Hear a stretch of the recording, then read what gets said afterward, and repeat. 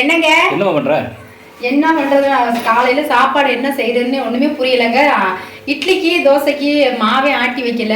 சரி 2 நாள் விட்டாச்சுங்க. சரி என்ன பண்ணலான்னு பார்த்துட்டு பாப்பா சப்பாத்தி கேட்டான்னு சப்பாத்தியும் சுண்டல் குழம்பு தான் பண்ணியிருக்கேன். இருங்க காட்டுறேன். சூப்பரான ஒரு சப்பாத்தி. சப்பாத்திக்கு தொட்டுக்கிறதுக்கு பார்த்தீங்கன்னா அருமையான ஒரு குழம்புங்க. இங்கே வருங்க, கிட்ட காட்டுங்க. மட்டன் குழம்பு மாதிரி அருமையான ஒரு மட்டன் குழம்பு மாதிரியே சுண்டலும் உருளைக்கிழங்கும் போட்டு வச்சுட்டேன்.